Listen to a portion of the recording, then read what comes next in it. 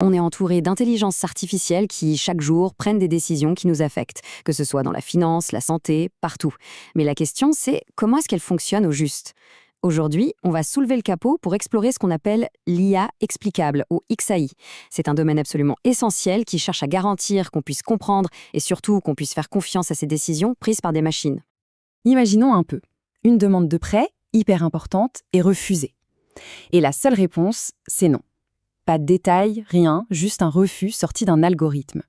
C'est le genre de situation qui est incroyablement frustrante et qui illustre parfaitement le problème fondamental auquel l'IA explicable tente de répondre. Et voilà, c'est exactement ça, le fameux problème de la boîte noire.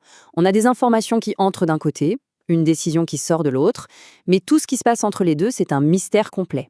On ignore quels facteurs ont été utilisés, quel poids on leur a donné, et sans cette compréhension, impossible de savoir si la décision est juste, si elle est équitable, ou même si elle est tout simplement correcte.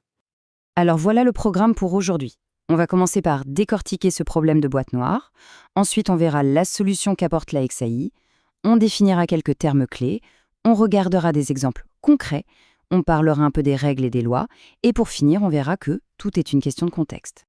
Allez, on attaque. Ce problème de la boîte noire, il est vraiment au centre de toutes les discussions sur l'éthique et la confiance qu'on peut, ou non, accorder à l'intelligence artificielle. Le contraste entre les deux approches est frappant.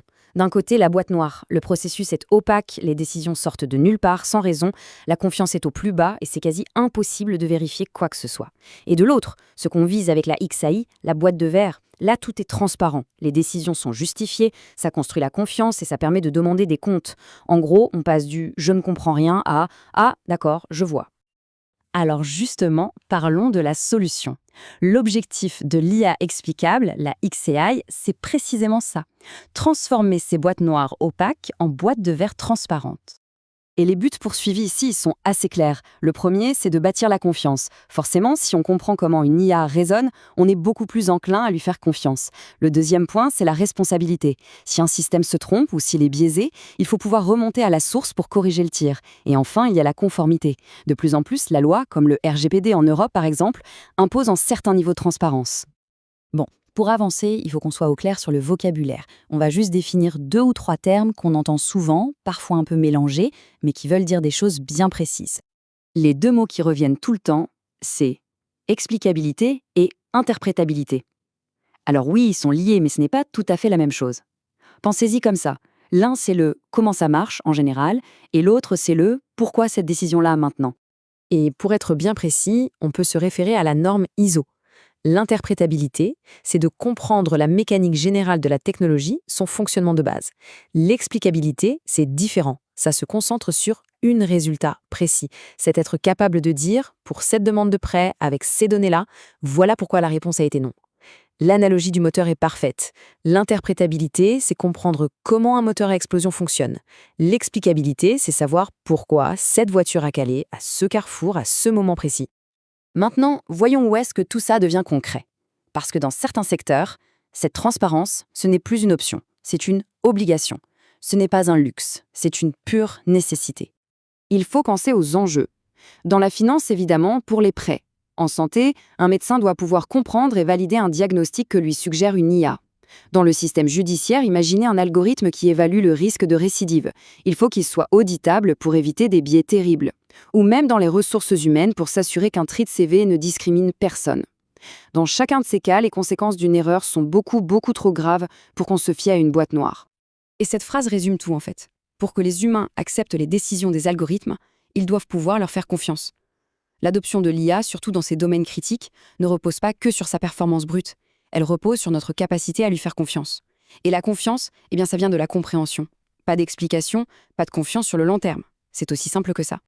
Du coup, ce besoin d'explication, ce n'est plus juste une discussion entre experts ou une question d'éthique, ça devient de plus en plus une obligation encadrée par la loi et par des normes. Et pour mettre un peu d'ordre dans tout ça, des organismes de normalisation, comme le NIST aux États-Unis, ont commencé à poser des cadres. Ils ont travaillé à définir ce qui constitue une bonne explication fournie par une IA, et ils en ont tiré 4 grands principes.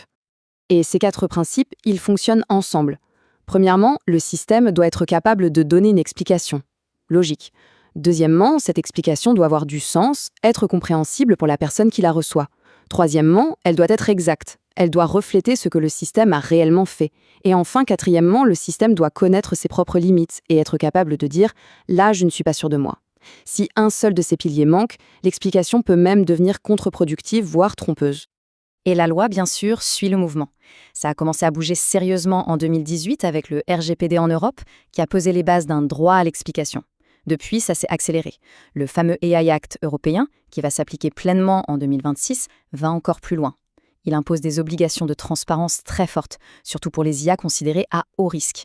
Clairement, pour les entreprises, ce n'est plus une option, il faut s'y mettre. Alors, on pourrait être tenté de se dire « ok, il suffit de trouver la meilleure façon d'expliquer et on l'applique partout ». Sauf que, en réalité, c'est bien plus subtil que ça. Posez-vous la question, est-ce qu'une recommandation de film sur Netflix a besoin du même niveau d'explication qu'un diagnostic de cancer assisté par IA? La réponse, elle est évidente. Absolument pas. L'enjeu n'a rien à voir. L'impact d'une mauvaise suggestion de film est quasi nul. L'impact d'un mauvais diagnostic peut être catastrophique. Et c'est cette différence qui montre que l'explication doit toujours être adaptée à la situation. En fait, la bonne explication, elle dépend de deux choses. Le niveau de risque de la décision et le niveau d'expertise de la personne qui la reçoit. Pour une recommandation de film, un truc à faible risque, un petit pourcent de correspondance, ça peut largement suffire. Par contre, pour un diagnostic médical qui est à haut risque, l'explication pour un patient sera très différente de celle pour un médecin. Le patient aura besoin de quelque chose de simple, de visuel. Le médecin, lui, voudra des détails techniques, des scénarios alternatifs pour vraiment tester la fiabilité du modèle. Le point crucial à retenir, c'est vraiment ça. L'explicabilité, ce n'est pas juste une case technique à cocher sur une liste, c'est une approche qui doit être centrée sur l'humain. Il n'y a pas de solution miracle qui marche partout. La meilleure explication, ce sera toujours celle qui est adaptée au contexte, à la personne et à la situation. Et on va finir là-dessus avec une question ouverte. Si on exige de plus en plus de transparence de la part de nos technologies, la définition même de ce qu'est une bonne explication devient un vrai sujet de société. Qui doit en décider? Les ingénieurs qui conçoivent les systèmes, les régulateurs qui écrivent les lois, ou les personnes qui, au final, sont concernées par la décision?